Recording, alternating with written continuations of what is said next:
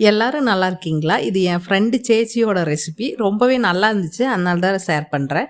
இறால் ஃப்ரை எப்படி செய்யலான்னு பார்க்கலாமா? ஒரு பாத்திரத்தில் 1 டேபிள் ஸ்பூன் அளவுக்கு மிளகாத்தூள், 1/4 டீஸ்பூன் அளவு மஞ்சத்தூள், 1/2 டீஸ்பூன் அளவு கரம் மசாலா, 1/2 டீஸ்பூன் அளவு மிளகுத்தூள், பொடியாக கட் பண்ண கருவேப்பிலை, 1 டீஸ்பூன் அளவு உப்பு, கொஞ்சமாக கடலெண்ணெய், 1 டேபிள் ஸ்பூன் அளவு அரிசி மாவு, 1/2 எலுமிச்சம்பழ ஜூஸ் சேர்த்துட்டு 1 டேபிள் ஸ்பூன் அளவு இஞ்சி பூண்டு பேஸ்ட்டு, இது எல்லாத்தையும் நல்லா கலந்து விட்டுக்கலாம். தண்ணி ஊற்றி பிசைஞ்சிடாமல் கொஞ்சமாக தண்ணியை இது மாதிரி தெளித்து மசாலாவை பிசைஞ்சுக்கலாம். இது 1/2 கிலோ இறாலுக்கு கரெக்டாக இருக்கும். நான் 1/2 கிலோ இறாலை மஞ்சள் போட்டு கழுவி வச்சுருக்கேன். இப்போ இந்த இறாலை இதோடு சேர்த்துட்டு தண்ணி ஊற்றி பிசைஞ்சிடாமல் லைட்டாக இன்னும் கொஞ்சம் தண்ணியை தெளித்து மசாலா இறாலை ரெண்டையும் நல்லா கலந்து ஒரு மணி நேரம் ஊற வச்சோன்னா மசாலாவோட இந்த இறால் நல்லா ஊறிடும்.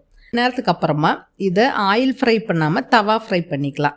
கடாய் நல்லா சூடானதுக்கப்புறமா 2 டேபிள் ஸ்பூன் அளவு எண்ணெய் விட்டுட்டு எண்ணெய் நல்லா காஞ்சதுக்கப்புறம் அடுப்பை மீடியம் ஃப்ளேமில் வச்சுட்டு ஊறி இருக்கிற இறாலை நம்ம தவாவில் சேர்த்துக்கலாம்.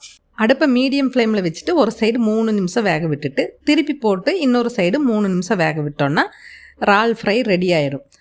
ஒரு 6 நிமிஷம் மட்டும் ஃப்ரை பண்ணி எடுங்க. அப்போ தான் நல்லா சாஃப்டாக வெந்திருக்கும் இந்த இறால். ரொம்ப நேரம் வேக விட்டிங்கன்னா இந்த இறால் பார்த்திங்கன்னா ரப்பர் மாதிரி ஆகிடும். அவ்வளோதான், இறால் ஃப்ரை ரெடி ஆகிடுச்சு. கண்டிப்பாக ட்ரை பண்ணுங்கள்.